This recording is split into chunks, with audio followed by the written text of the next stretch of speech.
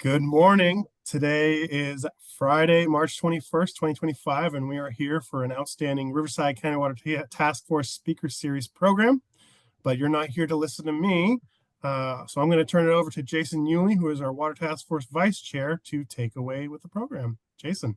So thank you. So good morning, everybody. Jason Yulee, General Manager, Chief Engineer of the Riverside County Flood Control and Water Conservation District, and also your Vice Chair Task Force for the Riverside County Water Task Force.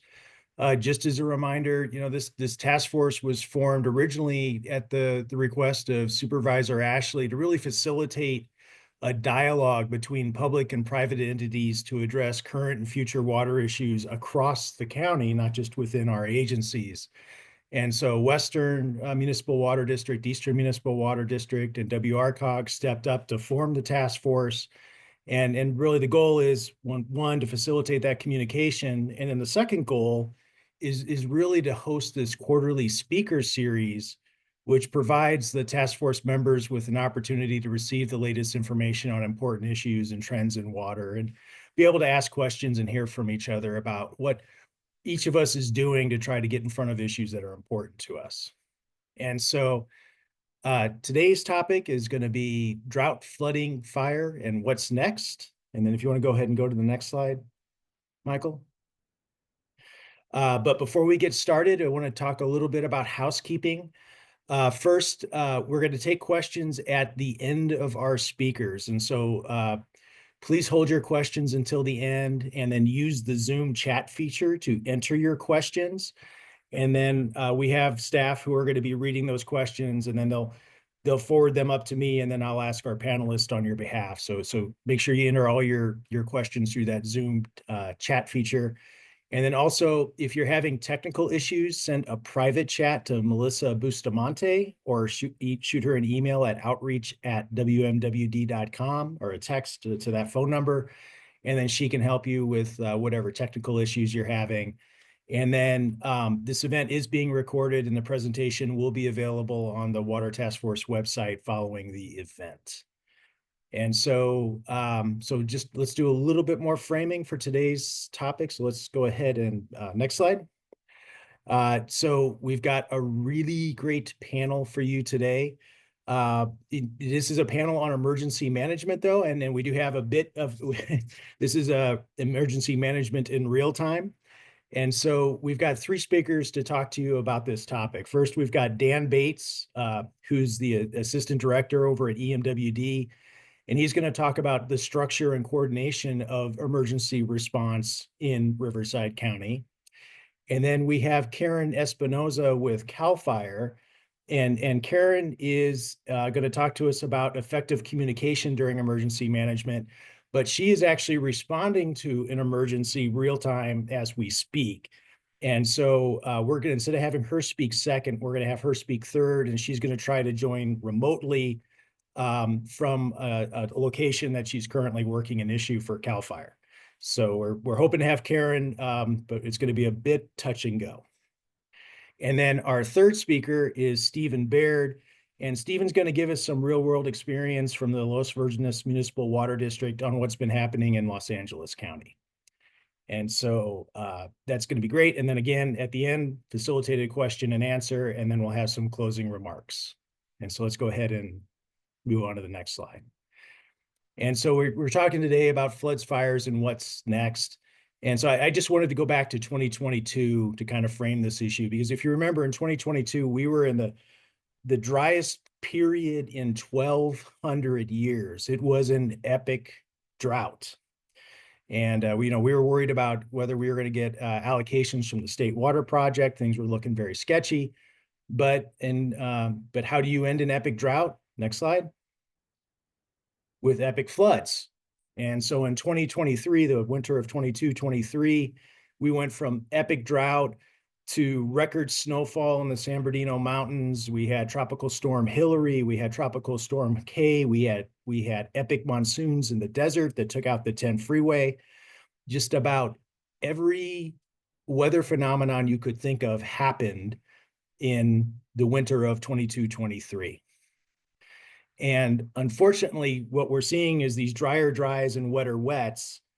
And one of the side effects of that is that our forests are more or less drought stricken for the most part. And that drought is drying out vegetation, and it's been leading to a series of epic forest fires. And so next slide. In Riverside County, one of the first fires we saw of this magnitude was the Holy Fire in 2018 along the Santa Ana Mountains between Corona and Lake Elsinore. We also had the Cranston Fire that year out by Idlewild in the San Jacinto Mountains. Next slide.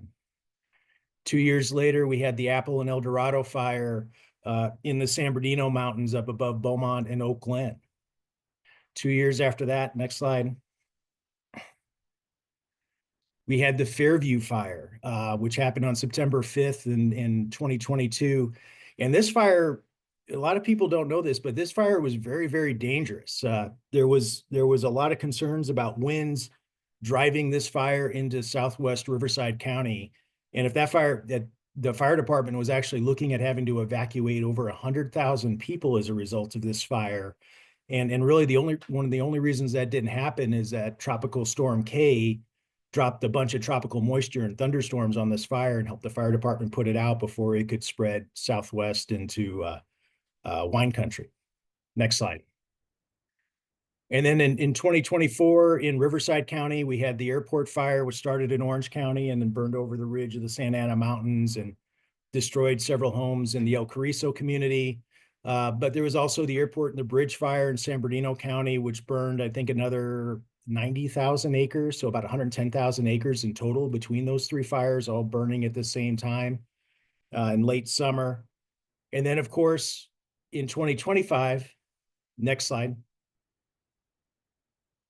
we had, the incredibly devastating Eaton and Palisades fires in LA, and they burned 38,000 acres. And I know the slide says 2024, but I think those fires actually broke out in January of 2025.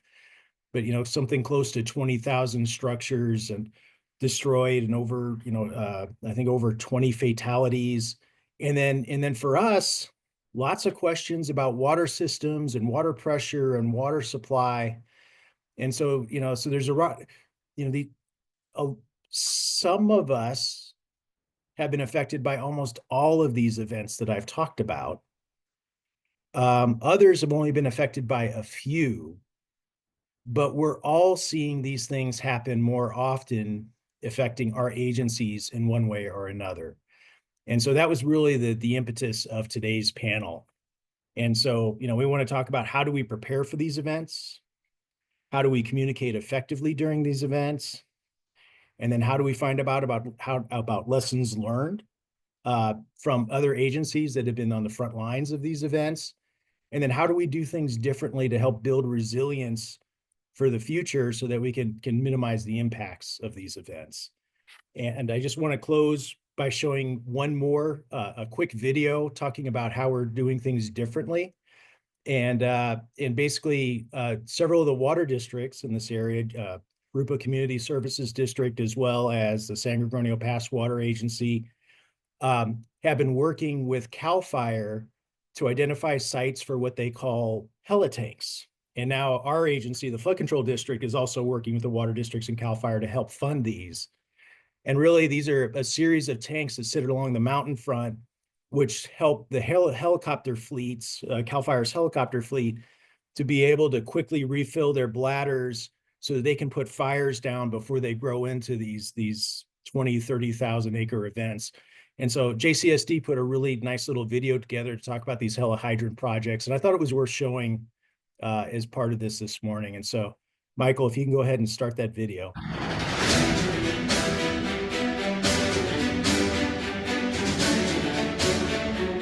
At Harupa Community Services District, we pride ourselves on being regional leaders in the services we provide.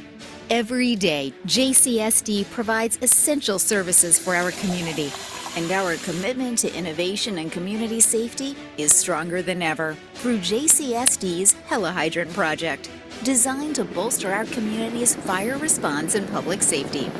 The Helihydrant is a game changer in our emergency response strategy and is the first of its kind in the Inland Empire region. Each helihydrant is a 15-foot wide, nearly 10,000-gallon tank designed to expedite the water collection process for firefighting helicopters. Each helihydrant is a little different. This particular one takes about 7 minutes and it'll fill up to the top. Situated strategically in fire-prone areas, these helihydrants are constructed to integrate seamlessly with JCSD's existing water systems.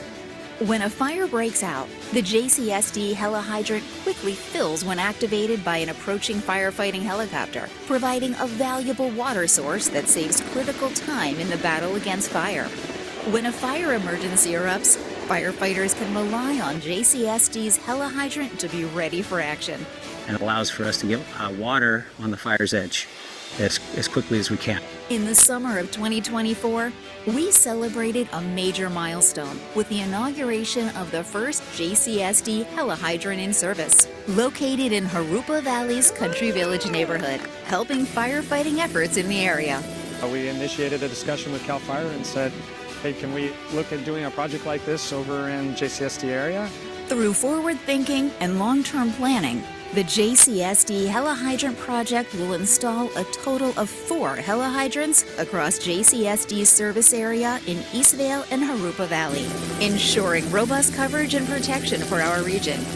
With the helihydrants, JCSD is not just helping fight fires, we're building resilience and safeguarding our community's future for generations to come.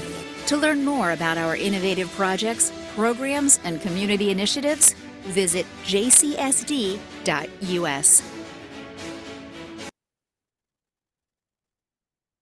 So very good. Thank you, Michael. And I just wanted to show that because, in Riverside County, we've got such a reputation for collaboration, working together, being innovative, and jumping in to make sure we're doing what needs to be done for our communities. And I think that was just a really great example of what we're trying to do to build resilience in our county with these partnerships between the water districts, now the flood control district, as well as CAL FIRE, to try to make sure that we can keep these fires, try to knock these fires down early as much as possible to help to break the cycle that we've been in. And so now with that, I think it's a good time to go ahead and get started and hearing from our speakers. And so we are going to start out with Dan Bates, who's the Deputy Director for the Riverside County Emergency Management Department. Dan's been with the department since it was established in 2015 and oversees the Emergency Services Division and the Riverside County EMS Agency. He's got an extensive background in public safety industry and in the public safety industry with over 20 years of experience in both public and private sectors. And Dan is absolutely committed to building and strengthening emergency preparedness, resiliency in our communities throughout Riverside County, and enhancing a strong network of community leaders, volunteers, and NGOs and faith-based organizations to help us be able to fully coordinate and quickly respond to emergencies when they happen. And so, Dan, with that, thank you for joining us today. And why don't you talk to us a little bit about what you do at EMWD and how our agencies can work with you to make sure we're doing the best job we can for our residents. Sure, absolutely. Thanks, Jason. Just to highlight a couple things on that video that we just watched. A couple things we saw. A lot of the building it's going towards the wildland urban interface, which is a significant threat. Also saw in that video power lines overhead, so that's also another threat. And so recently with the fires in the LA area, what we actually experienced here in Riverside County was actually the opposite. We didn't necessarily have fires, but we had some pretty significant public safety power shutoffs, which we had days without power in certain areas, which can absolutely be a threat, especially for water systems, as there was no power. So making sure that there is resources available to fight fires and make sure we have some of the stuff there. You also mentioned collaboration, and I think that is probably one of the best things that we can do as a system is collaborate with one another, identify what our threats are, and plan for that. So when we really look at emergency management, we look at 4 phases, which is the preparedness, mitigation, response, and recovery. And I think collectively as a group, we really highlight and focus on the preparedness and mitigation, we can respond stronger together and recover quicker. So with that, we'll go ahead and start with the PowerPoint. Next slide. One more, please. So a little bit about the Emergency Management Department. This is more of just a broad overview of the department and what we can do to support our systems. Riverside County Emergency Management was established in 2015 as an all hazards emergency management department. We do everything from medical and health to traditional emergency management. And what we actually did is, we wanted to strive to be one of the best and resilient emergency management departments. And with that, we are one of 3 counties in the state of California that have achieved what we call the gold standard, which is the Emergency Management Accreditation, EMAP. So we actually received our EMAP accreditation in 2023. Again, one of 3 counties in the state, San Diego, Orange, and Riverside County. And then actually Cal OES at the state level is also accredited. So in the state of California, there's a total of 4 entities that are accredited. So with that, we'll go to the next slide. So a little bit more about us. Our budget for 24-25, it's about $32.8 million is what our operating budget is. About 50% of that budget is revenue from state and federal grants, and about 30% is actually passed through to local jurisdictions, entities. Some of that is through Homeland Security grants, where we actually fund projects. Some of this is money that goes to cities and other areas to build emergency management programs within their systems. And some of this is actually system enhancement money that actually comes from some of our contracted providers to go and make a more resilient pre-hospital healthcare system. Our department's a relatively small department considering the scope of what we actually do and operate with. So we're right now just under 90 full-time employees, and about half of those employees are actually funded by grants. Next slide. So really, why did we create the emergency management department? Well, we wanted something that was more integrated, more efficient, reduce redundancies or duplications of effort. So when we actually sat down and looked at the emergency management department, we had the emergency services, formerly known as the Office of Emergency Services, was actually within the fire department in Riverside County. The Riverside County Emergency Medical Services Agency and the Public Health Emergency Preparedness and Response were actually part of the Public Health Department. And then the last one is the Regional Disaster Medical and Health Coordination Program. Now that system actually covers 6 counties. So we actually are responsible for the medical and health disaster response for Riverside County, Imperial County, San Diego, San Bernardino, Inyo, and Mono counties. And that is actually ran through our office here in Riverside County. And so really by combining all of these programs together with one mission, one vision, we could leverage basically to create this all hazards approach. So reduce overlap, reduce administration, and then optimize grant funding to ensure that more money could go back out to our system to improve our resiliency. Next slide. So why do we exist? Well, there's California Government Code, the Emergency Services Act, Federal Code of Regulations, and really that's where it goes to having that local hazard mitigation. I think that's a great opportunity for our programs out there, and we might touch on that a little bit more. Each one of you, we have a multi-jurisdictional local hazard mitigation plan. And if you haven't looked at that plan, we can make sure that we get this over to Melissa. We have it on our website. So you guys can take a look at that, identify where you are geographically and what risks are there. So we do, Jason talked a lot about some of those historical events, and a lot of those historical events really shift how we look at what our local hazards are and how we can mitigate from them. So one of the things that I highly recommend is to work with us, identify what those risks are in your area, and then try to put a plan together to mitigate from those. The last 2 that are on here, the California Code of Regulations, Title 22, and the Health and Safety Code, Division 2.5, those are specific to the public health and medical system that really it really drives how we operate the pre-hospital healthcare system. Next slide. So current priorities for us. So the County Emergency Operations Plan, making sure that we have an updated County Emergency Operations Plan, and then that local hazard mitigation plan. That is something that we go through on a regular basis and update and revise, and we work with our local stakeholders to ensure that we have this there. Local hazard mitigation plan, having that plan also optimizes the ability to recover reimbursement as incidents do occur. Other things that we have is a drought task force. That's a top priority for us right now. So for those of you that are on the drought task force or are interested in learning more about the drought task force, we will absolutely share that information. Reach out to us and we will get you connected with our emergency services coordinators that are actually running that program. Next slide. So logistics and resource management, this is something that we strive, that we've kind of built this system over really the last 10 years and longer. So we currently operate out of 2 warehouses, one on in Cabazon and one over in Western Riverside County. Equipment that we have staged really throughout the entire county, whether at fire departments, hospitals, or at schools, is medical surge equipment, shelter operations, and then public safety power shutoffs. We have trailers and generators strategically staged. We have put switch gear and transfer switches in at shelter sites, fuel sites, to make sure that we have this readily available to us and sit geographically located where it is important to get to the incidents. This includes generators. We have over 100 trailers that are outfitted for response, and then we have 36 vehicles. Next slide. This slide is specific to the Riverside County EMS agency. It's a statutory requirement that there's 34 local emergency medical services agencies in the state of California. Riverside County is one of those. It is the regulatory oversight over the pre-hospital healthcare system, as well as the designations for hospital specialty care programs, trauma centers, stroke receiving centers, and cardiac receiving centers. Next slide. A little bit more about the EMS system. So Riverside County is the 4th largest system in the state of California. We sit right now at about 340,000 annual responses. About 75% of those are transported to an acute care hospital.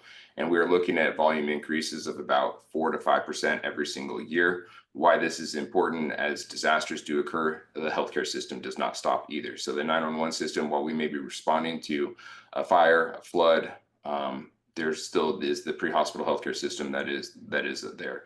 Looking at our system, we operated a 2-tier response system with the fire department ALS services, as well as ground transport services.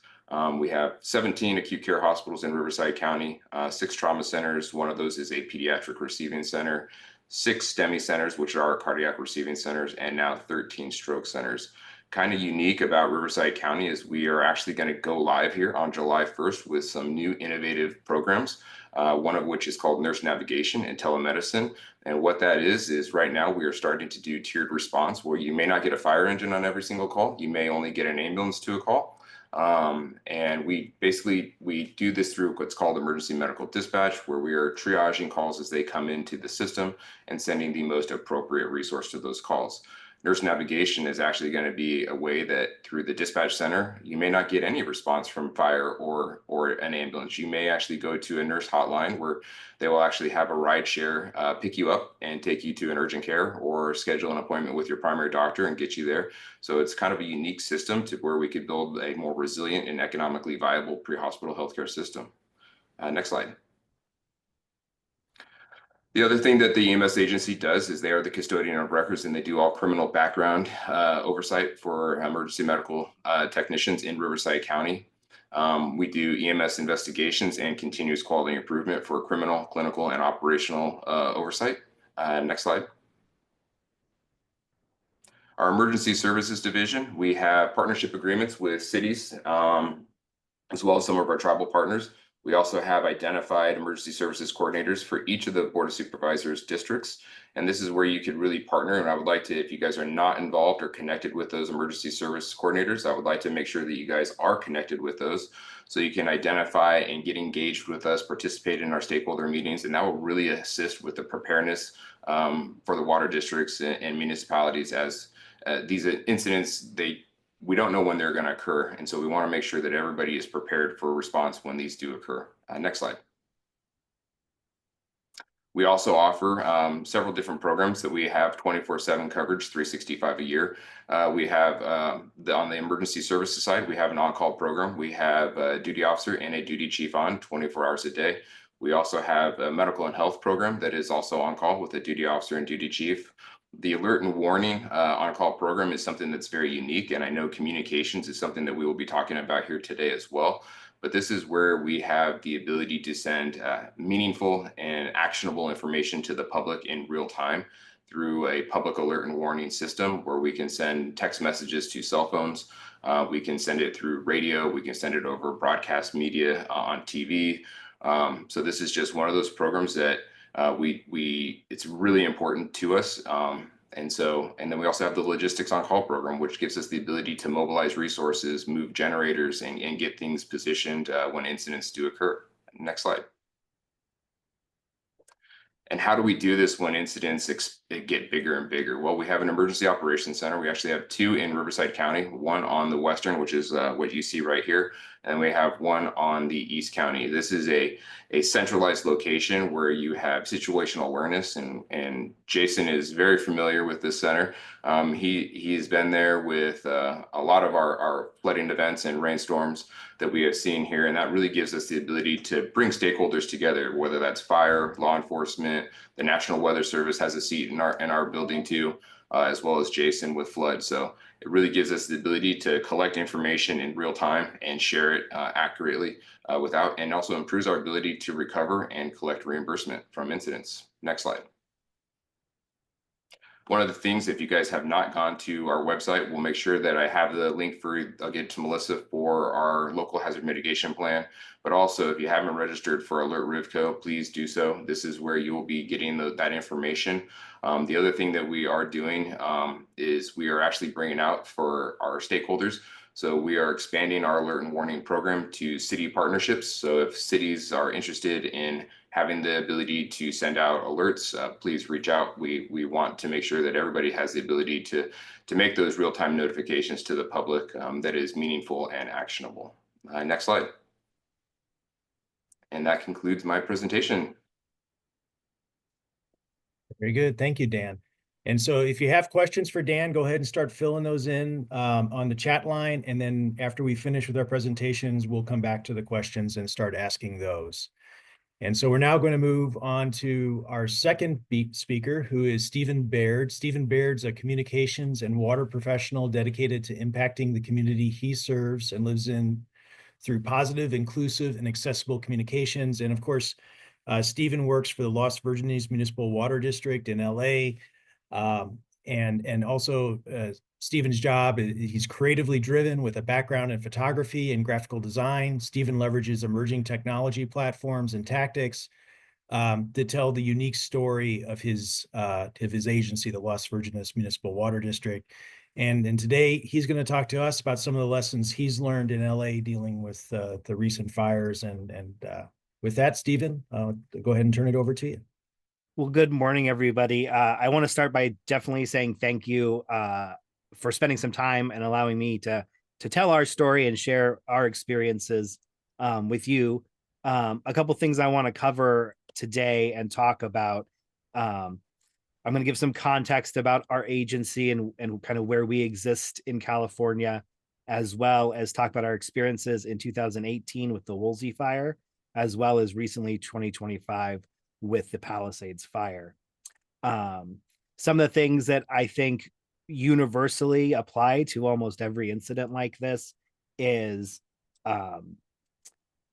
the need for collaboration, as we've already heard from a previous speaker about, as well as the importance of sharing your experiences with other agencies and your colleagues to just create this really nice universal knowledge base, because more and more these incidents are regional incidents where it's going to take communication, collaboration, and coordination between multiple entities, whether that's water district to water district, as we help each other, with interconnections and things of that nature operationally, but also as a water agency and our operators in the field interacting with fire personnel, interacting with first responders. So I'm going to kind of explain some of that stuff, talk about some lessons learned, how we applied them, whether they were successful or not moving forward. And then I hope that, I can provide value to everybody. We'll go to the next slide, please.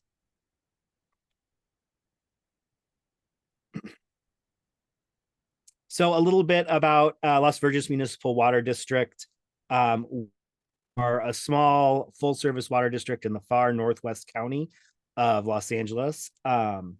We serve approximately 66,000 residents. Our daytime population gets up to about 75,000 people. Vast majority of our service is to single-family homes. We're very suburban in that way, just outside of, the metropolis of Los Angeles. We are a full service water agency, so we do both deliver potable water as well as do wastewater, which as we kind of respond to some of these incidents, it creates an extra layer of operational difficulty, both trying to maintain a water system and the wastewater system. So we are going to talk a little bit about that as we focus on our responses. Um, the unique part about our district is, of that 123 square miles, if you just kind of look at the map on the slide, everything in that kind of white area is essentially protected wildland. We exist in the Santa Monica Mountains, so lots of the land around us is either in a trust for preservation or is part of the park system. So we have not seen a lot of growth. A lot of what we see is the maturing of our neighborhoods, and that creates the normal issues of how do we maintain and improve our infrastructure as it ages. But that's kind of where we're at. We're a relatively young water agency in the scheme of things, established in 1958. So, but a lot of the growth of our community actually came later on in the 90s and early 2000s.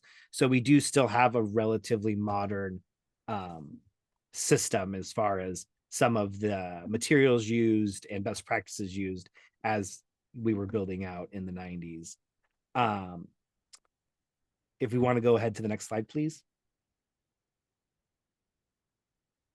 So we also, because of where we are located, are somewhat sensitive to the climate change, climate impacted disasters.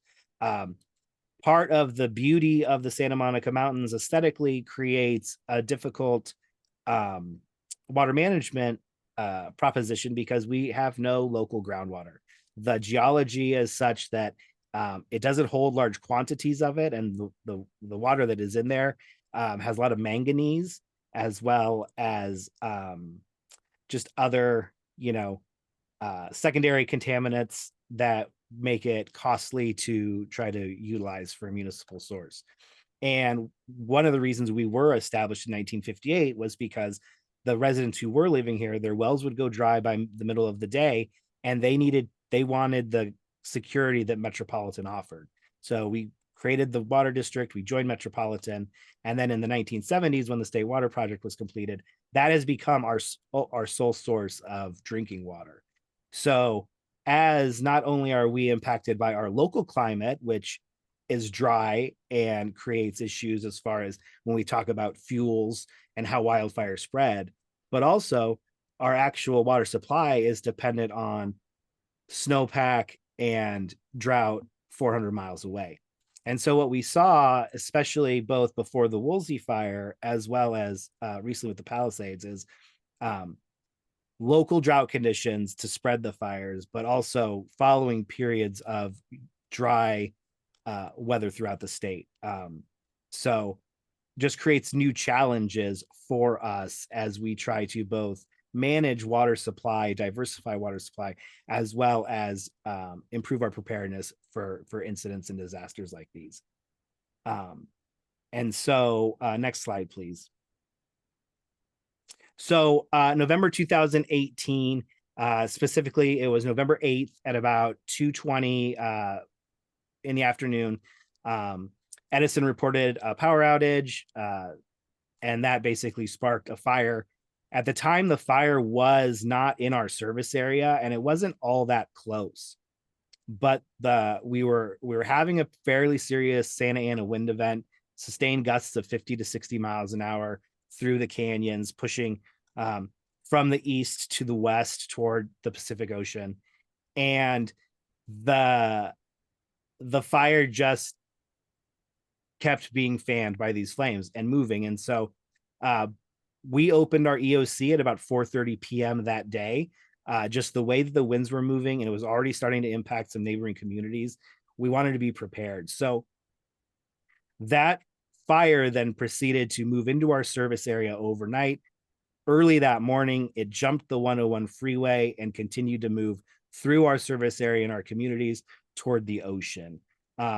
It was a it was a very trying experience because one of the unique parts of this is at the same time the Paradise Fire was underway. And so when LA County Fire was requesting additional resources, the state system just didn't have the resources to provide. And so we had extremely volatile conditions here, as well as obviously extremely volatile conditions throughout the state, really spreading resources thin. And I think that that is going to continue to be a story with these massive events, because the reality is if you have a wind driven fire that can spot 300, 400, 500 yards in seconds, there really is no amount of personnel that is going to be able to fight that fire front. If you could play this video, this is Captain Jennifer C2 from the LA County Sheriff, and she's going to explain kind of the chaos and when the speed at which this moved and having to evacuate the area. Drew Smith, Chief Tony Maroney, Chief Anthony Williams, you know, we've talked about it afterwards. And we thought, like, never did we ever think that we could have evacuated 250,000 people. Like, granted, it was a disaster. It was not perfect. But disasters aren't perfect. And that's what the community has to understand. When we say evacuate, evacuate. Evacuate early, go. We would have never thought that we could have evacuated 250,000 people. So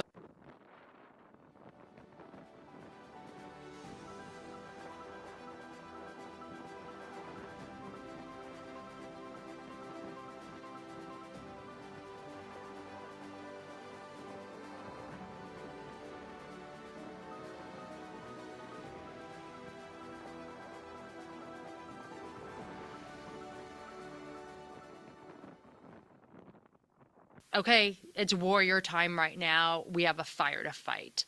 And that was my first call was to Anthony Williams. Hey, how are we looking?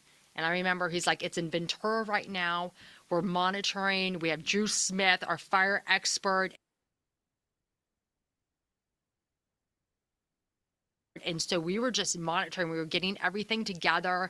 I remember Jim Royal and I actually went into Oak Park's area. We wanted to scout it, kind of scout it out, kind of look at this. And I remember we were in Oak Park and we got caught in a firestorm where we were just getting pelted by these embers and we could not see. We couldn't drive. I mean, we were like, we can't see through the smoke. And I mean, at one point we're going to get overtaken by a fire and Jim Royal just guns it. And I actually think I do have this on video. He guns it and we finally can see the clear air. And we're like, okay, we got to get back to the station and start making plans, you know? So I wanted to share that because, you know, the evacuation was, it was chaotic. And as a water agency who operates in the area, our employees or some of our employees are being evacuated, impacted. They're concerned about their families. Also, you know, our operators are out trying to monitor and prepare our system for helping and fighting this fire. And you're trying to get 250,000 people through 4 or 5 different exits onto the 101 freeway or down PCH. And it just created such challenges that, you know, that's something that when we look back on the Woolsey fire, like what are our routes to each of our facilities? What are the routes that we're going to be able to traverse the easiest? What are the safest for our employees? Because even Captain Jennifer C2, one of our public service professionals, the ways that fire move when you're in the operational area is quick and unpredictable. And so, you know, safety and the safety of your operators as they're supporting fire staff and the firefighters is so critical. And, you know, when we talk about successes, I'll talk about some of the decisions that were made early on during the Woolsey fire to help ensure that safety.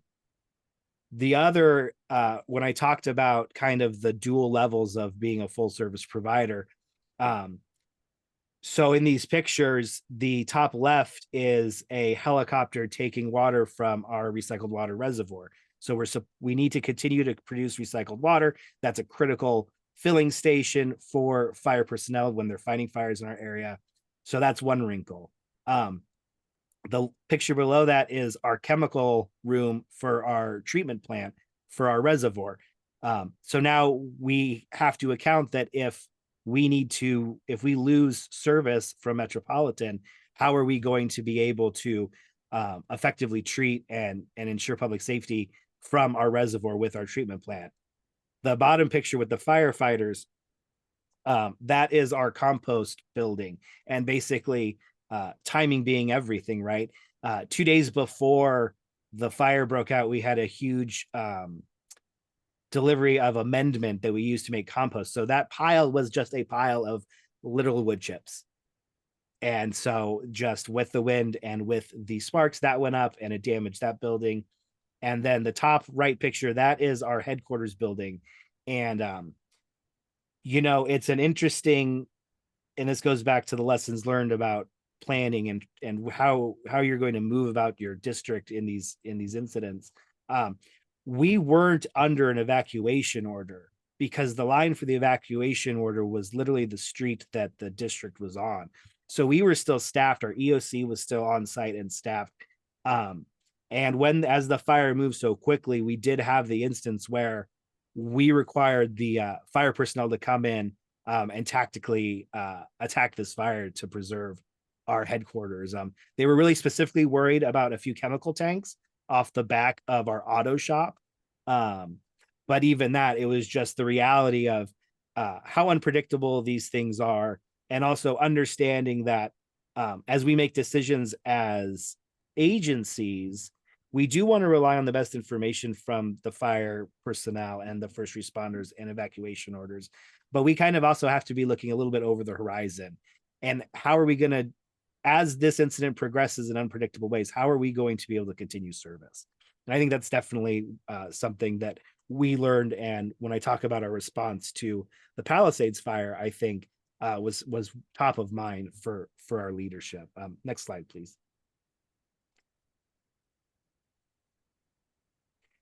So we had some, it was incredibly challenging in the Woolsey fire, the speed with which it burned through. We did have some serious infrastructure issues. Again, I have the photo of the busted or the burned down chemical room, but also in the lower right picture, we had a bridge that failed. The fire burned so hot through an area called Malibu Lake that it basically made a bridge fall. It melted the asphalt, and then when the bridge failed, so did the 10-inch main that was connected to it. So we actually ended up bleeding out a tank. We lost pressure. We were required to issue a boil water notice. But really the success is the speed and ability with which our staff was able to go return the system to normal operating, meet all the requirements from DDW to lift that boil water order. And so have both how we performed there really informed our procedures moving forward and how we're going to maintain and attack keeping the system up and running through these emergencies. The reality is when a bridge fails, there's probably nothing we were going to be able to do about it. And the response at that point is just trying to figure out where you're bleeding out and fixing it. So, some things are just going to be the uniqueness of each incident. But, if you have a template which you can then apply to these different incidents, you'll find the responses can be that much faster and that much more effective. And I think I can't understate enough about the importance of our colleagues in water, our operators who are out there in these really dangerous and difficult situations. And I wanted to include this clip. This is Captain Drew Smith from LA County Fire, and he talks about that unique relationship between water personnel and our first responders. So if we could play that video, I'd appreciate it. Also mention the importance of making sure that you being in the operational area have an expectation of us. We have a working relationship with you and there's an expectation. We know that this isn't a broken water main you're doing a routine call on. This is something that you're in a very dangerous position in an operational area. And so your hazard assessment and hazard control of how your field staff that has to go and do the service has to operate, it's different than going out on a Tuesday afternoon at 2 in the afternoon to just somebody's house. Sure. This is completely different. So the and of course, you know that we've had a strong working relationship with Las Virgenes Water District. Yes. That cooperation has been for years and years and years of resiliency between the two, between trust and reliancy between the two. And so those working relationships are significant. So it's something to really keep in mind, right? Again, the universal aspects of all of these incidents, whether it's in Riverside County or here in Las Virgenes, is the need to collaborate across the entire spectrum of the response. And so again, we're very fortunate. We have a great relationship with the local fire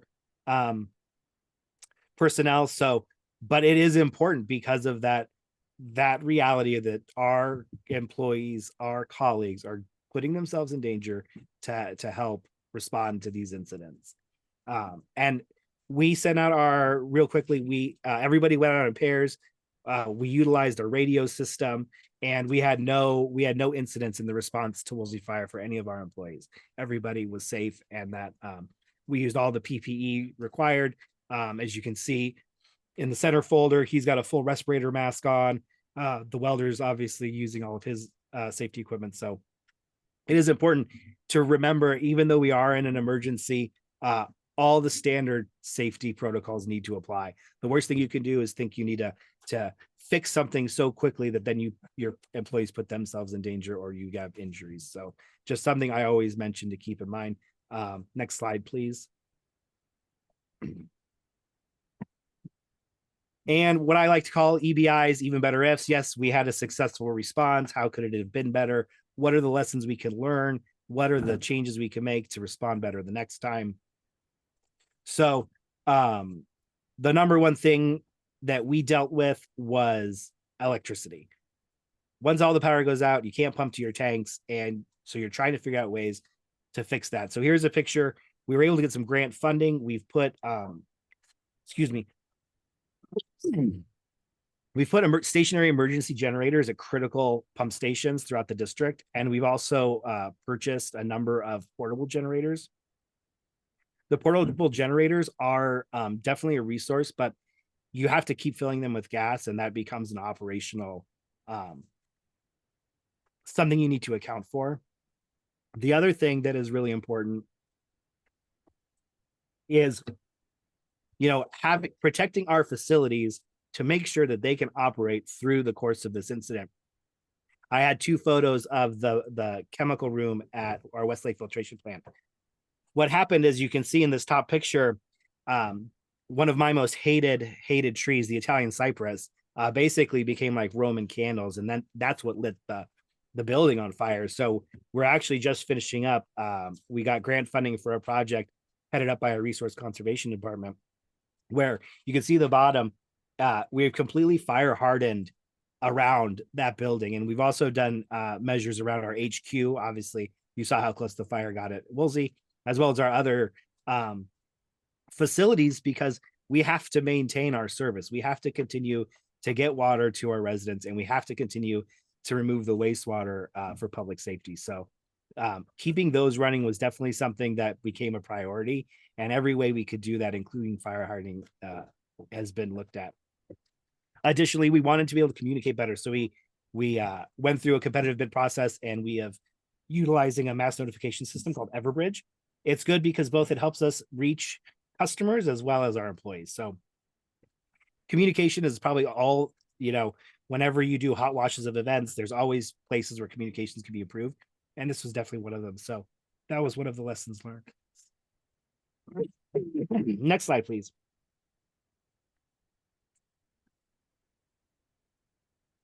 So the Palisades fire is pretty fresh in everyone's mind. I'm not going to put as much context on it. how it impacted us in the ocean side. Kind of, we remember our map down by Malibu.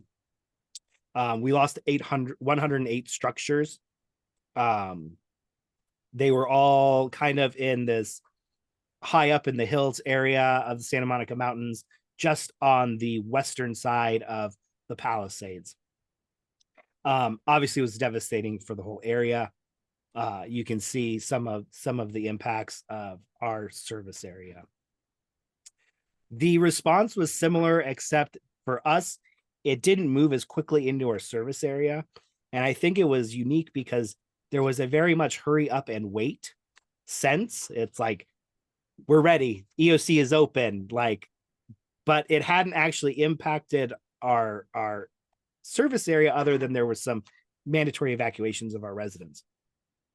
But eventually it did come over, and then we kind of went into our full-throated response. Before that, we had been doing preparations. We were staging our emergency generators. We had about 2 million gallons. We had topped off the reservoir that serviced that subsystem, so that we were prepared that if the fire got there, we were going to have as much resources as possible to help our residents and help first responders. And so it kind of came through, and we had a previous smaller fire in the year when this advanced onto that fire scar. It kind of contained it, and the wind shifted, and you know, as we were watching on television, as now the fire is moving into, they're evacuating down Sunset Boulevard. That really actually helped our service area from seeing any more advancement of the fire. And so then it becomes, your response and getting our personnel into the area to figure out where infrastructure may need to be fixed, or how we can basically continue to help the response. Next slide, please. So again, I want to talk about a few of our successes in this response, and also it'll help highlight some of the challenges. But unlike in Woolsey, we maintained pressure throughout the system the entire response.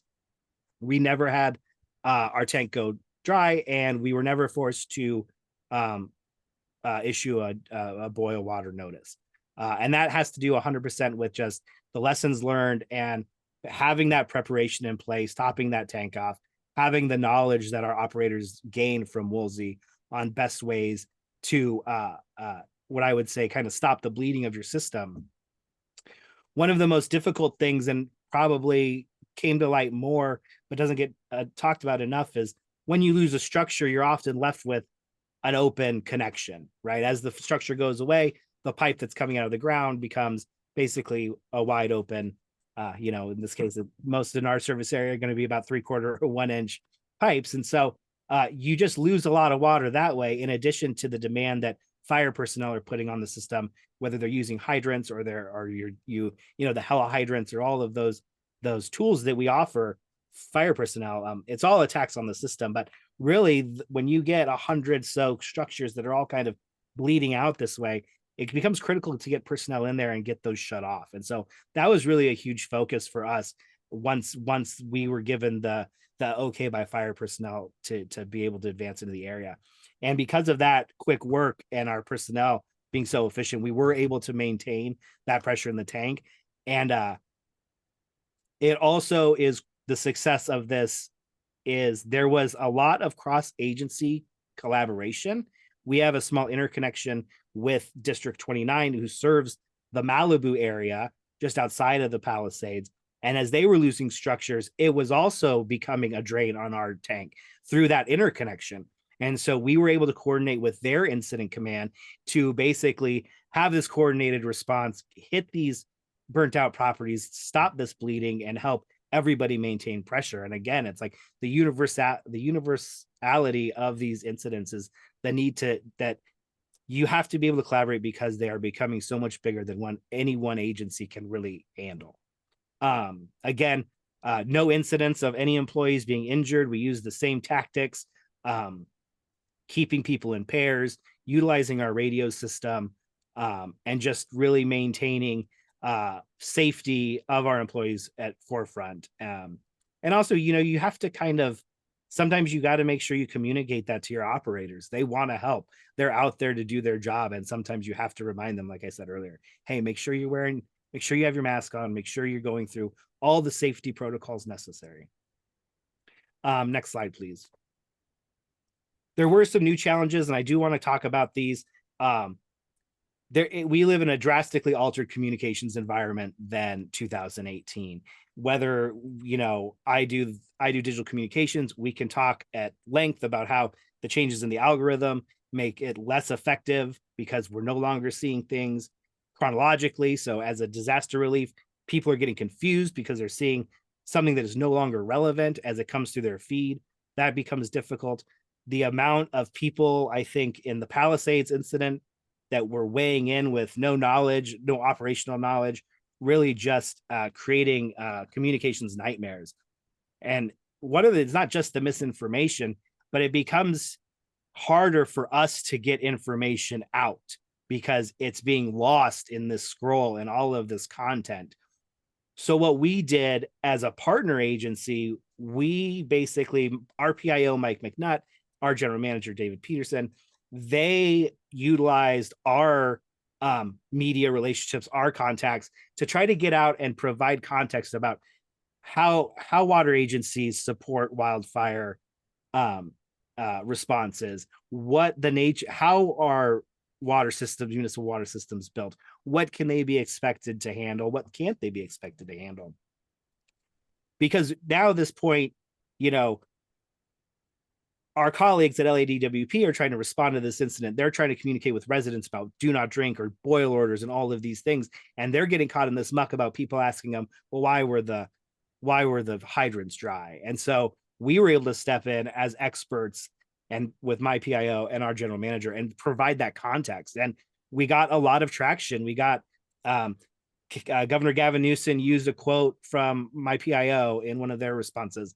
We were able to get stuff out onto mainstream media in our area to try to kind of get through that fog of disinformation. The other difficult thing is now every resident has kind of a platform, and we had an incident where a resident in a social media post said that basically their fire burned down and she lost a family member because we turned the water off, right? And none of that was true. And now, as we're trying to support our colleagues and we're trying to go out and elevate the work that the water professionals are doing to support these fire personnel, we're having to deal with these responding to this and tell people, no, we never lost pressure. That's not true. All fire personnel, all fire camps were always in water. And so the communications aspect of it is going to continue to be more challenging. My boss, he's definitely is concerned about how politicized water is becoming and how much difficult that makes our responses in fires because you fight fires with water. And so that is definitely something that we have been discussing more about, being able to more rapidly respond with regionally across our communications professionals to be able to really combat this wave of, and it wasn't all misinformation. It wasn't all just, it was just in an emergency, communications is hard and things change quick. And so you're just really trying to put out as much good, solid information as possible. Next slide, please. And then this one was really frustrating, I think, for us, because the work that our operators did to maintain our system, to maintain all drinking quality standards, in the end, we were required to issue a do not drink notice. And this, for many of you probably know, but really this stems from the Paradise Fire and concerns about possible benzene in the water as plastic melts. So despite the fact that up to this point, we had, had really been praised by DDW with how the system performed, they did want us to do this. We pushed back really hard. We felt that they were taking a very, very strict stance and interpretation of the regulation and those rules. We don't have any plastic infrastructure in the subsystem. There was a lot of reasons we felt that it was not necessary, but in the end, we worked with them and, we didn't want to add to confusion. So what our plan was and DDW approved is we personally notified every single impacted customer. We delivered water to them every other day for 2 straight weeks. And so, this was such a small subsection of our constituency. We wanted to deal directly with them versus trying to put out social media posts or a press release that could add confusion to an already confusing response. So, but definitely what that makes already, when we're doing our debriefs and our heart washes, the expectation we have now is that we will have to, if we lose a structure or any type, number of structures, we will be forced to issue a do not drink and do that testing. And so, I think our frustration was, had they told us that earlier, we could have started the process earlier, got through it earlier, and that would have definitely been, I think, benefit to the customers who were still occupying their homes. Next slide. So again, I hope I didn't take too long, and I hope I provided some value. I think the main themes that when I kind of reflect back on this recent experience is just that emergency response is a constantly evolving target. It's a moving target because every incident is so different. But if we apply lessons learned and templates into your emergency response plans, you will at least have the ability at that point to pivot and respond to those unique aspects of each incident. So my email is on my slide, and then certainly at the end, I hope if there's any questions, I can answer them. Again, I really, really appreciate you guys taking some time with me. Thank you. Hey, thank you, Stephen. A great presentation. And again, if you've got questions for Stephen, feed them into the chat line, and then we'll take them after our third speaker. And I believe Karina was able to join us. Can you confirm that, Michael? She's on. All right, great. So we definitely want to thank Karina today. Karina Espinoza is a senior public information specialist for CAL FIRE. She's got a master's in communication management from USC and a bachelor's degree in both journalism and Spanish. Prior to CAL FIRE, she's worked with both the County of Riverside and the City of Paris. So she's got a lot of experience with communications in our county. And today, she is actually live at an event coordinating communications for CAL FIRE, but she's still been able to find some time to be able to be here and present for us. So Karina, thank you for being able to juggle a couple balls simultaneously here, and we're very excited to hear what you have to present. Thank you. Thank you for the opportunity, and thank you for being flexible with me. Okay, so pretty much our PowerPoint for today is going to go over what peak wildfire season, because it's wildfire season all year long in California. But once we hit those summer months where there's less moisture in the vegetation, that's when we start hitting peak wildfire season. So can we go to the next slide, please?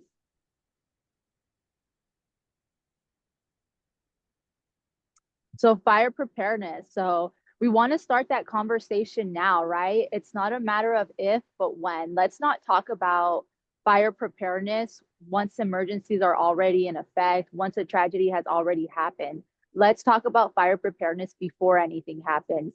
And let's get started with our 3-step wildfire preparedness plan. Next slide, please.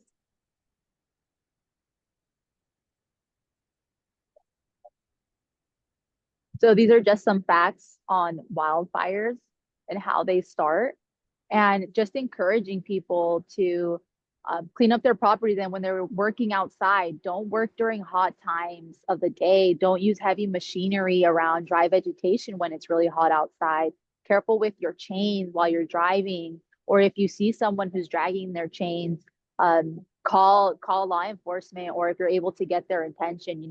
A lot of these fires sometimes start because of people, like they said, 95%. And the only way we can prevent those is by better practices. So it's always good to start that conversation. Next slide. So we encourage looking at the wildfire action plan and spreading the word about it. We have that available on at Cal Fire's website.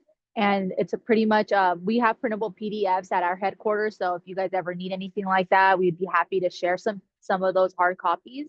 And we have those available in English and Spanish. And we could also share a digital copy with you guys as well of both those.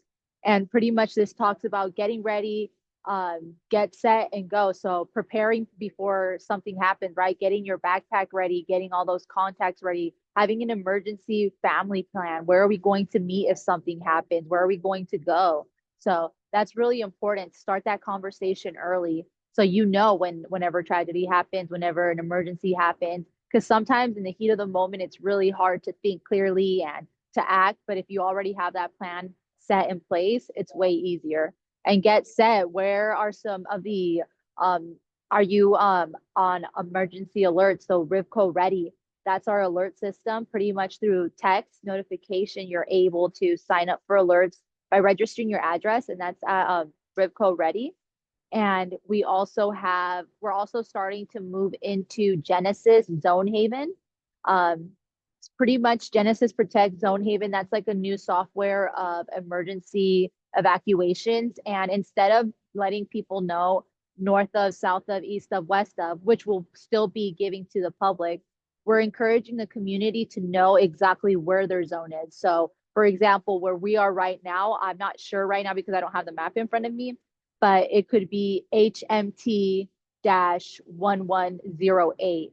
So if you know which zone you are already in, and we say there's an evacuation order going on in this area, there's an evacuation warning going on in this area in zone so and so, and you know your zone, it'll be easier for you to evacuate. So that's something new that we're encouraging residents to know. And pretty much it's know your zone. That's what we're telling residents, know your zone. And we're ready for the next slide, please.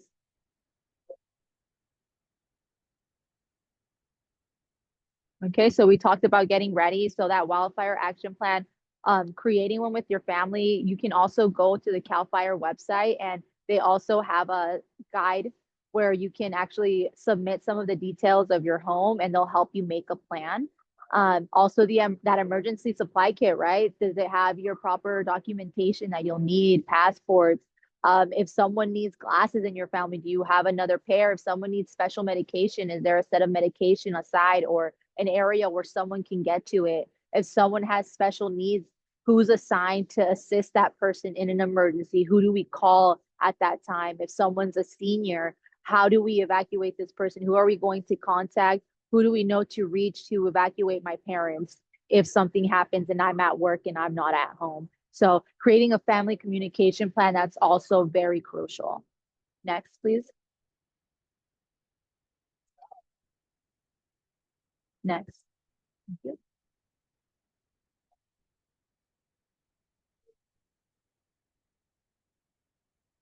So creating that action plan, most importantly, having two ways out. So if there's ever a fire and I can't exit this way, am I able to exit another way? So having plan A, plan B, and plan C in place.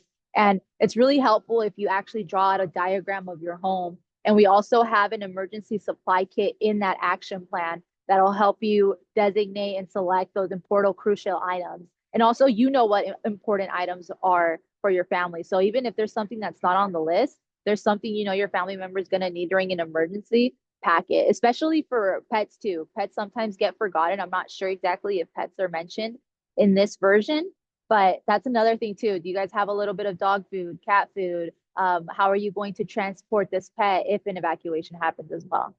Next, please.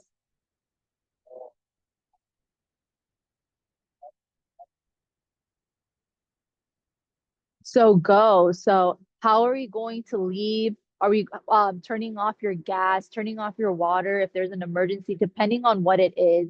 Um, Getting ready to go, right? Practicing. We need to be out of the house within a certain amount of time. That's also very crucial. Also, making sure that you know where your pets are. That's another important thing, like we spoke about beforehand. So always getting ready to go, knowing what we're going to do when we leave and where we're going to. Next slide, please.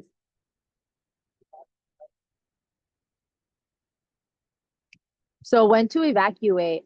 So we highly encourage residents to evacuate when we push out evacuation orders. However, it's up to a resident's discretion if they want to leave. We can't force them, we can't drag them out.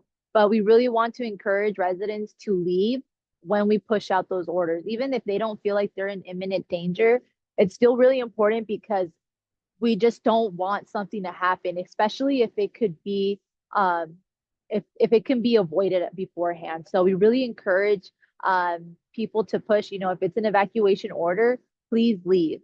And if it's an evacuation warning area, you're allowed to be in the area, but be prepared to leave. Already be set that, hey, if something happens, if weather conditions change, if something, a variable in the emergency changes, we're able to leave right away because we're in that warning area and we know that we could possibly be in an order area.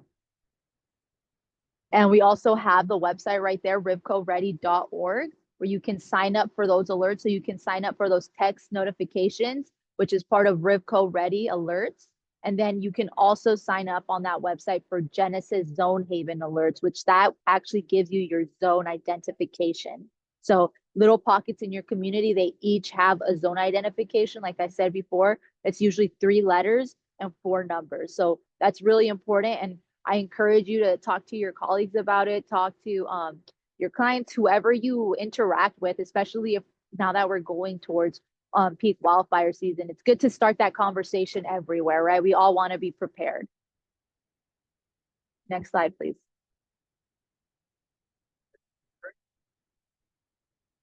And then how you can stay connected with us. So that's our Linktree QR code, and pretty much on our social media, that's the main way that we push out a lot of these alerts. So right now I'm at this gas leak. If you go to our social media on Twitter and Facebook, you'll be able to see what's going on. So we put down there when the incident started, what's going on, how much personnel we have out here, what the situation looks like, a map indicating about where the incident is happening. And that's usually what we do for significant incidents that are impacting the community. So right now we have like 2,000 people in the evacuation order and warning area.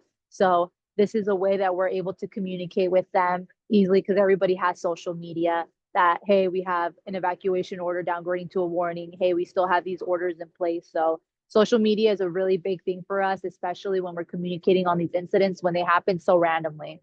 So that's our Linktree. And we also have recruitment resources on there, our RBC website. On our RBC website, we also post reports on significant incidents. And then on the CAL FIRE website, we post significant fire incidents. So we post reports on both the Riverside County Fire website and the CAL FIRE website. And we also have a weekly web series, which we encourage everybody to watch. It's our report on conditions, and that pretty much highlights the top 3 incidents in the whole county. So that's always cool to see because sometimes there's some pretty interesting stuff happening out there. Like yesterday, we also had like a plane crash in French Valley, I believe. You could also see that on our Facebook. So we always have this stuff and it's interesting.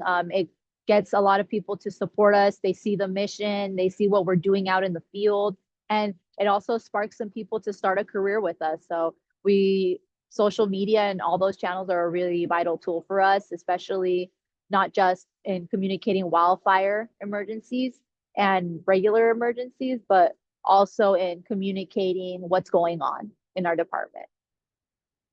Next slide, please. And this is our RBC website. So this is the county fire website.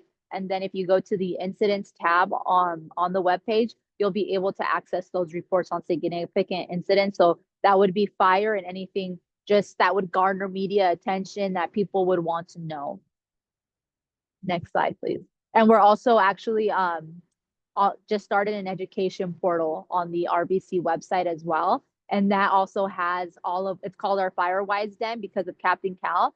And that also has on one page the Genesis, how to sign up for Genesis and how to sign up for Rivco Alert. So we have all that in one section. We also have fire safety resources, worksheets.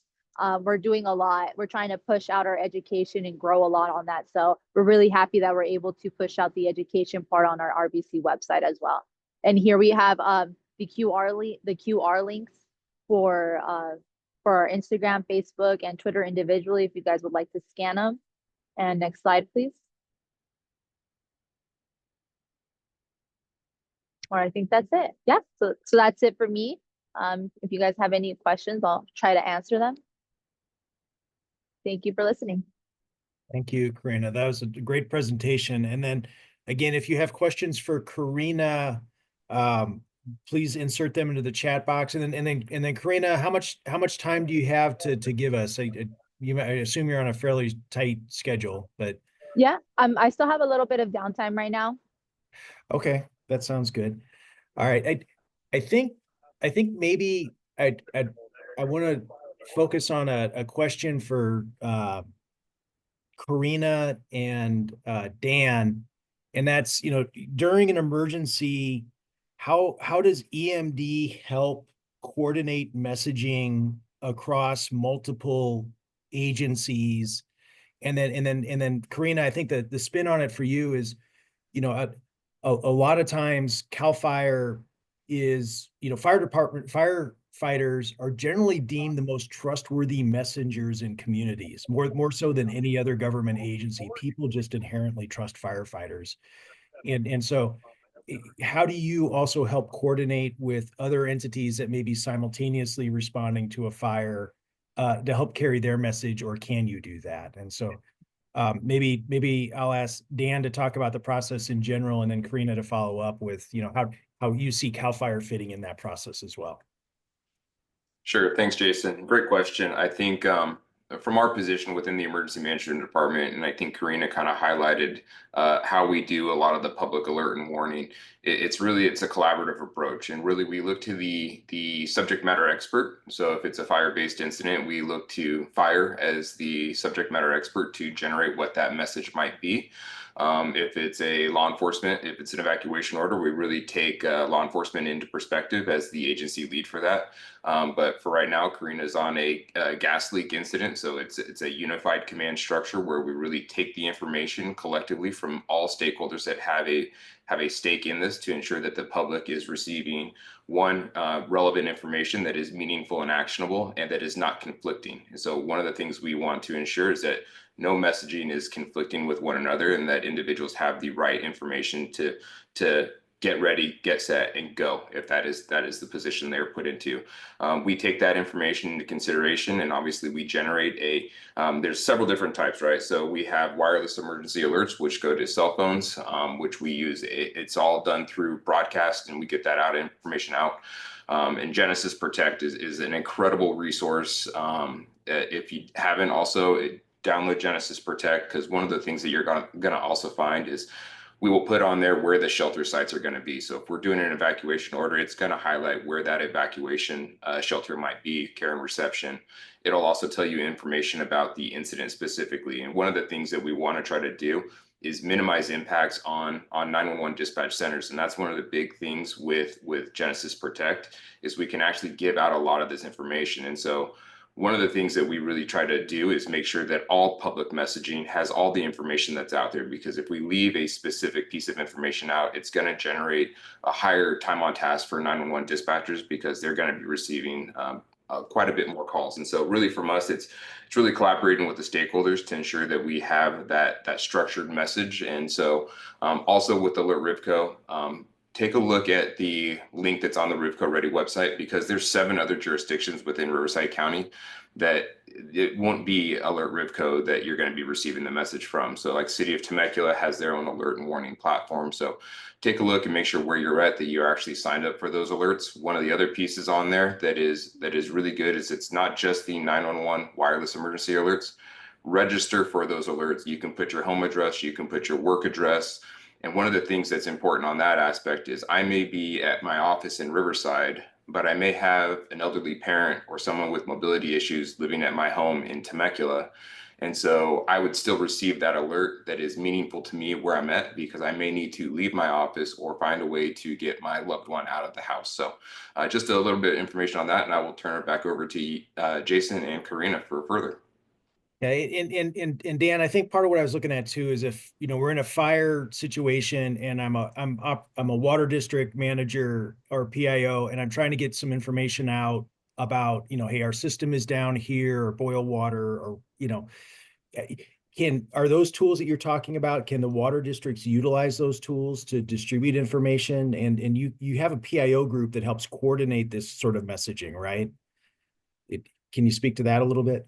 Sure, and I know Karina can probably talk a little bit more. I think when you get these larger incidents, you have the Joint Information Center, so you have the JIC kind of set up where you're bringing all those stakeholders collectively together. I think with boil water notices, it's one of the things that we can definitely use alert and warning platforms. I know Stephen talked about their Everbridge notification platform. We do push out boil water notices, but one of the things we want to try to not do is we want to try to not use the wireless emergency alerts. We don't use them for that because it's not necessarily that immediate life threat, because we want to prevent alarm fatigue. Alarm fatigue occurs when we over notify individuals with too many notifications. And then what they do is they opt out of notifications. And so that next time we have that fire and there's an evacuation order that is very important to them, they may not receive it. So I think when it comes to some of the other non-life threatening emergency notifications, really use your social media platforms, use your public information officers to try to push out that information. Because what that also does is it also builds that trusting relationship with your constituents or your stakeholders that you service.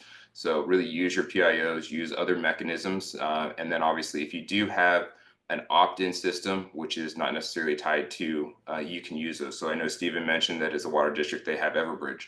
So they are probably using their customer database to send some of that information out. So I think these tools are available for certain things, but you just have to find the right tool based on the incident that you're facing. And then Karina, kind of that follow-on question to you is really, is that, CAL FIRE and firemen and women are seen as such trusted messengers. Does CAL FIRE have the ability to also, as part of their messaging, help carry messages maybe from water districts or cities about an active incident that you're working on where there's mutual interest in getting information out? Yeah. So usually if it's an incident and we're there, we're usually the voice. However, if it is something like a significant stakeholder, like if this is something with the water district, right? Like it's an incident within their parameters, they're going to speak and we'll coordinate with them and we'll make sure that everything's okay on what we'll say and we'll share their messaging as well. But if it's just an incident where it's not involving them or anyone else, everything is just coming from us. And we encourage everyone to share from us.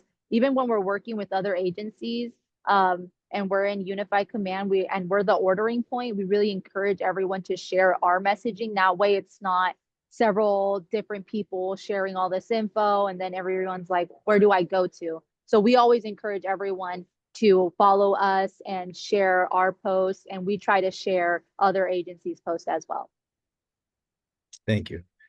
And I guess, Stephen, any thoughts along those lines as well from your perspective in terms of how you've effective ways you found to get your messages out? Yeah. So, I mean, every community is different and every community has different voices that they look to.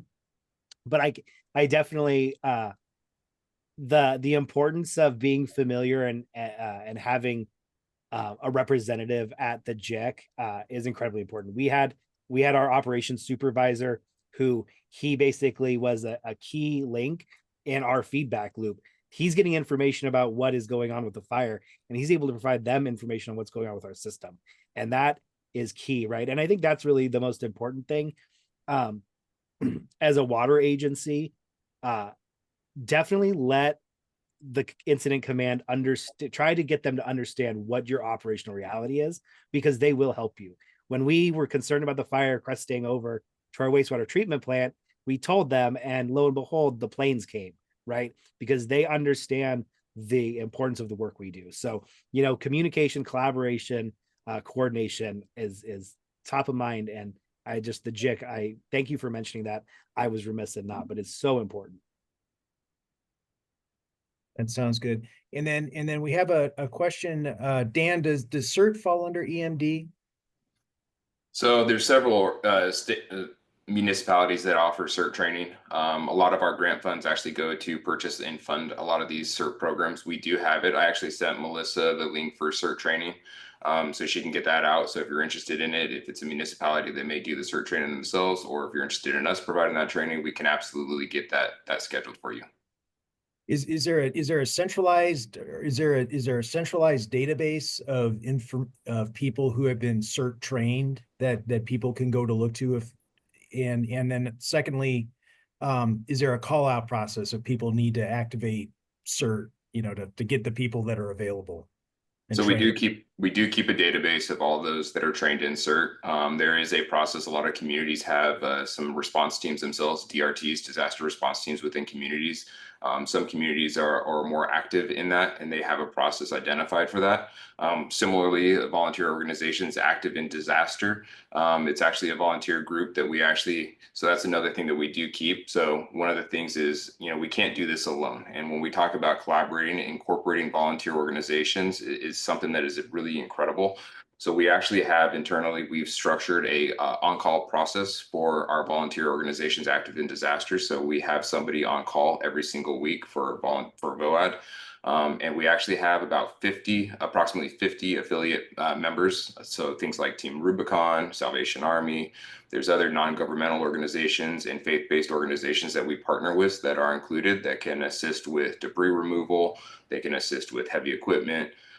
So we do have a process identified for call out, and we do keep that database of all those trained in CERT. So if someone has there's an emergency, a lot of times for local government agencies, we've got lines we can't cross with regard to being able to help private property owners with private property issues. But those VOAD organizations can, and so they can be the link that helps complete the response. How does someone get to VOAD? Who do they call? So they could reach out. So I also sent Melissa the link for the VOAD that's on the Rivco Ready. So everything that we have, Karina was great at mentioning, highlighting that rivcoready.org. There are so many things that are on that. It talks about having your kit. What about the volunteer organizations, CERT training, alerts?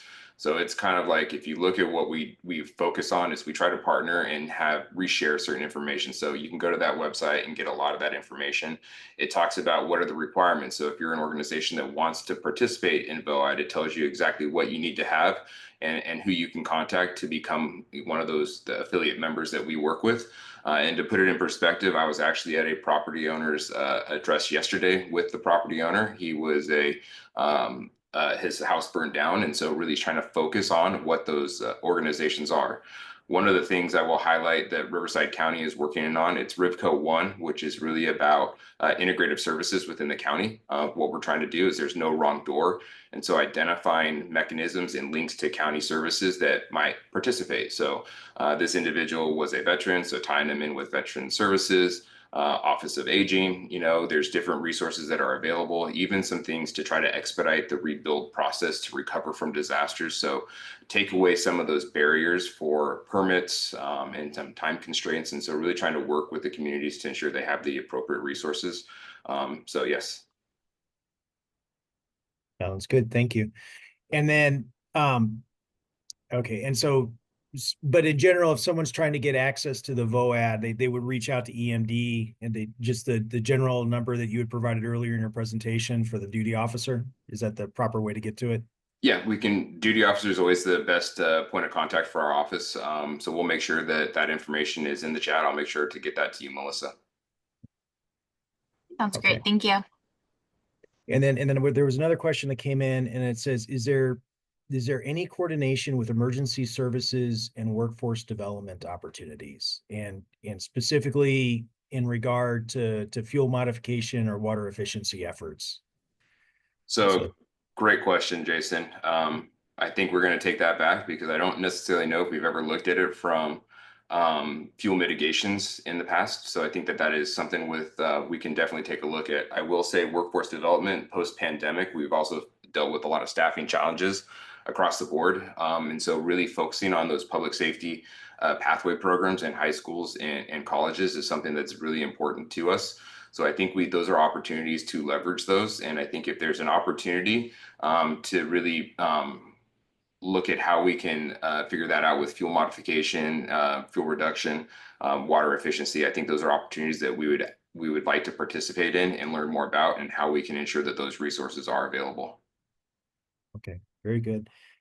And then I guess, Stephen, how did your agency support the broader firefighting efforts in your region? What are you guys doing new or differently to? So I would say the probably coming off of the Palisades fire, and this is something we didn't do for Woolsey, is because Woolsey, almost our entire service area was evacuated. That included our elected officials, our board members. This time we were able to get them into the incident area when it was safe. And I think showing them that really gave them a better understanding of when we're asking them, whether it be for funding for things we need to do. But I think what they really took away with it is, moving forward, we're going to be a much stronger voice in assisting our residents in fire hardening their structures. And we realized that, watching the Palisades fire come through, sometimes it's just as simple as having a tree too close to an eave.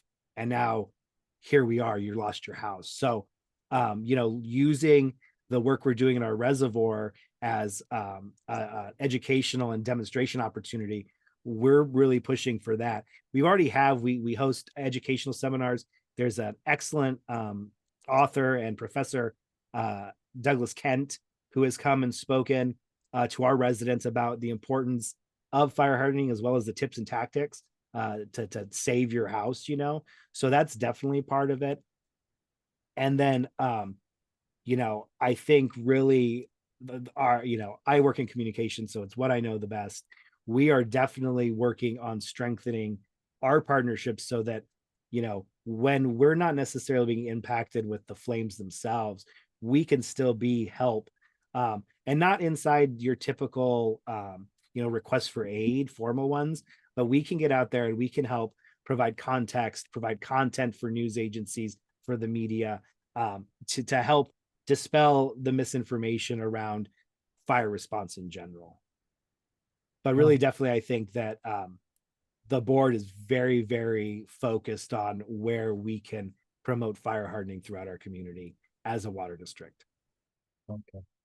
Very good. Well, I think we're at 9 o'clock, so I'm gonna take that as the last question. And I guess, if I'm kind of wrapping up and thinking about what we heard here today, it's extreme events are becoming more often. That we've got drier dries and wetter wets, and the droughts are causing our vegetation in our mountains and our hills to dry, and then that fuel just helps to make these fires explode like they haven't in the past. And fire season's year round now, right? I mean, we fire season is 24/7, and when you get these fires that combine with the Santa Ana winds, you get very dangerous conditions. And so, for those of us that have service areas at that urban wildlands interface, we really need to be thinking about our mission and how we're going to be responding if we get into a situation like they had in Palisades, or the Woolsey fire, or the Eaton fire. And I would also point out that it's not even limited really just to the districts that maybe serve along the Santa Ana or the San Bernardino mountain fronts. I mean, we had the Haywarden fire recently in Riverside, and that fire that I was talking about earlier, the Fairview fire in the southeast of Hemet. That fire almost came into the backcountry through wine country in Temecula and Murrieta and French Valley. So even if you're not right up against the mountains, if you've got large open space within your service area and adjacent to your service area, these issues could impact you. And I think what it leads us to have to think about is, how do we improve the resiliency of our systems? How can we be more collaborative? It's going to need us to thinking about doing things that we wouldn't normally consider part of our mission, but in order to build resiliency and reduce long-term risk to our systems and our customers and our residents, that we're going to have to step out of our comfort zone and step onto doing some of these edge things, because it's the long term, it's the right thing to do, again, for our agencies. And so it's like, our flood control district is helping to fund helihydrant tanks. Well, why am I doing that? It's because I want those fires to stop before they get big enough to cause mud and debris flows that impact our community next time it rains. And so So we're going to have to continue to work more closely together and look for these opportunities to collaborate to reduce all of our risk jointly. And then lastly, it always comes back to it always comes back to relationships. And so, make sure your agency has a strong relationship with the county EMD department. And so if you need to reach up to them for resources or reach up through them to get to state or federal resources, you know who to call and you can make those calls. Similarly, have that strong relationship with your fire department. And those relationships not only need to be with your executive staff, but with your communication staff and your emergency staff, right? And then, lastly, communication is important, and we always need to be thinking about having effective communication, concise communication, having the proper messaging, and also having that communication coordinated. And I think that's one thing that EMD does really well at our county that I don't see done as well in other counties is they've created this centralized point where we can bring our PIOs together, we can bring our emergency managers together, and we can craft those messages so that our residents are hearing the same thing the same way from everybody who's delivering that message. And so with that, I just like to thank our speakers today for the great presentations and the information.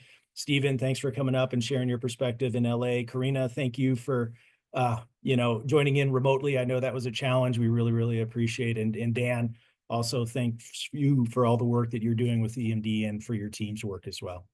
And with that, everybody, I think we're going to go ahead and close. I was remiss not to recognize we have a lot of electeds who participate in this group. It's very hard to recognize all of our electeds over the remote connection. But I want to thank you for attending and participating. Also thank everyone else in our audience for participating. This is recorded. It will be on the website. You can see it. You can log on and watch it whenever you'd like. And our next event is scheduled for Friday, May 30th. And so we'll be looking forward to that. And it'll again be a virtual format. Thank you so much for attending, and I hope everyone has a wonderful day. Thank you, everybody. Bye-bye.